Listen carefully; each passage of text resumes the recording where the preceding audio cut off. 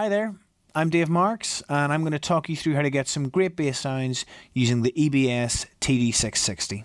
First up, let's get plugged in straight away. Right into the front, my DI's on the front, which is great, means it's straight into the desk. On with the power, on with the standby. First up, I just need to set the gain control to get a nice healthy signal going into the amp.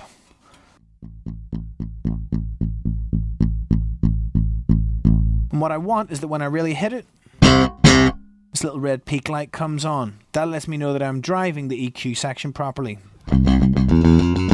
So we're ready to go. It's just a matter of using the filters to get different kinds of sounds. So let's start with a deep sort of Motown sound. Treble and brightness all the way off. Boost a little bass. Maybe boost around 200 on this.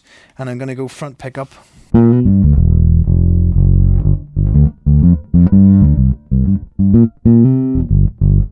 From there to, let's say, a 70s prog rock type thing, Chris Squire, Geddy Lee.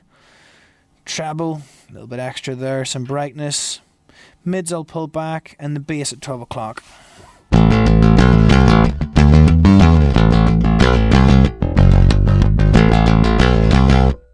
And then finally maybe something for funk. Drop the treble again, boost the mid-range, a little bit of boost on the bass, and I'm going to go all the way up on my neck pickup.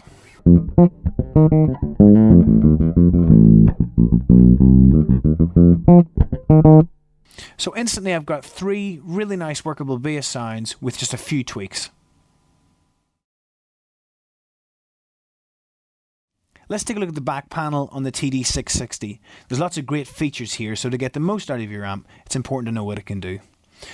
First up, our mains connector is a 3-point kettle lead, so that's an industry standard, but just below it, our fuse. If the fuse ever goes on your amp, there's nothing worse than having to unscrew panels and take them off. With this, we just pop the fuse out, replace it, back in. It takes about 10 seconds. Looking at all the features on the back here, first up we have phantom power. Phantom power allows you to use this amp to send electricity into other things. So for example, if you had a pedal or an active bass, rather than using batteries in them, you could plug a stereo cable in the front of your amp, turn the phantom power on, and it'll power it for the entire gig. It's especially useful if you're using an active bass and you worry that your battery's going to run out. You can immediately go around, hit the phantom power, problem solved. There's 2 inputs here for the remote. EBS make the RM4, which is a foot switch controller, and on it you can control the character, the filter, the drive, and also mute. So you can switch between each of those settings without having to go back and touch the amp during your gig. We also have a tuner output here, so even when your amp is muted, you can still send signal out to it. It means you can tune between songs and no one in the audience will hear. Below that we have a line out. You can use the line out to slave together 2 amps, so if I wanted a really big rig, 2 heads, 4 cabinets, I can just control them using the line out and the volume control on my first amp. We also have an effects send and return, so this means I can take any pedals and put them into an effects loop. So I send the bass pure into the amp and all the pedals work in the loop. What's nicest about this is there's an effects mix. So if I wanted to use distortion, for example, and I thought, I'd like to be able to blend the distortion with the clean sound, but maybe my pedal won't let me do that. I put the pedal in the loop and dial in maybe 50% clean, 50% distorted. So you get that harsh sort of buzzing distorted sound, but you don't lose the deep full bass sound that you have.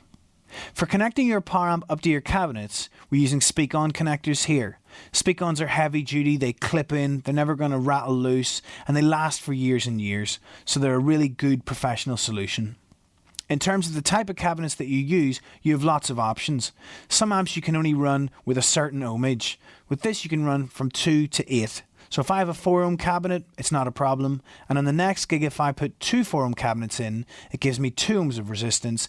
I don't even need to make adjustments. There's no switch to flip. The amp automatically works. Anything between 2 and 8 is not a problem.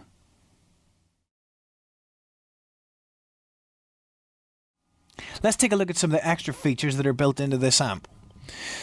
So straight away we have this character switch. The character switch basically works as a preset EQ. So you get a bass boost and a treble boost with a little scoop in the mid-range. So if I were to take it out, that's my flat bass sound. And that gives me that EQ curve without having to go in and tweak all the individual knobs. I hit one button and it's straight on. The next one here is the filter active. I can use this to deactivate the entire EQ. So if I were to do an EQ setting, for example, rolling off all of the top end and boosting up the bass there, that gives me a specifically affected sound.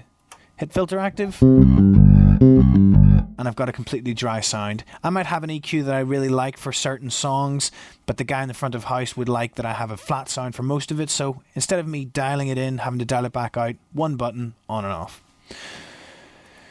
Moving past the EQ, we then have our drive channel here, and the drive, we can activate the tube mode.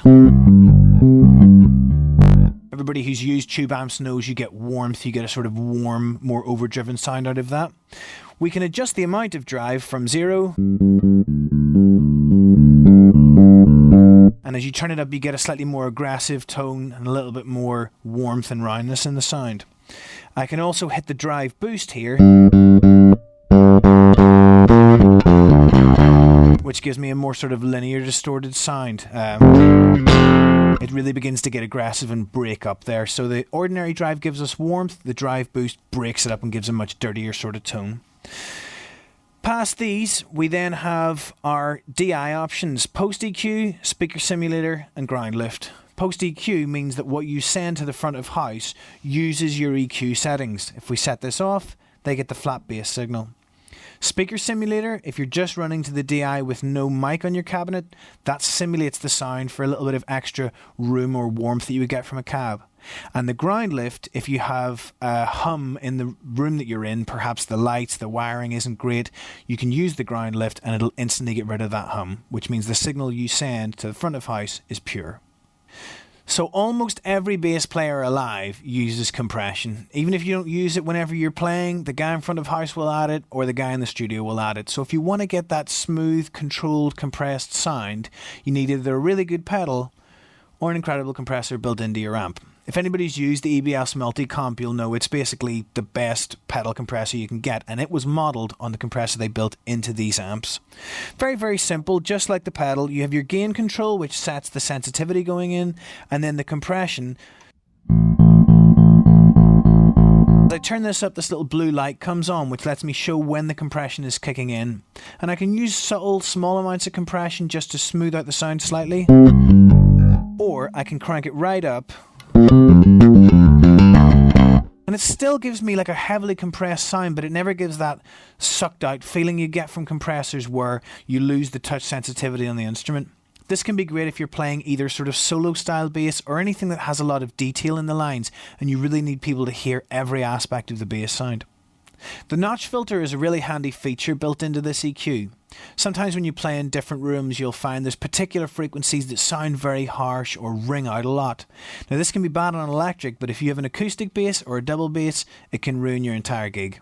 So the way we use the notch filter is to adjust our mid control right back to where it says notch, and then we use our frequency sweep here, and you'd basically play for a bit. And as you sweep through, you're looking for that frequency that suddenly jumps out really harsh. And when you find it, it's suddenly going to pull right down.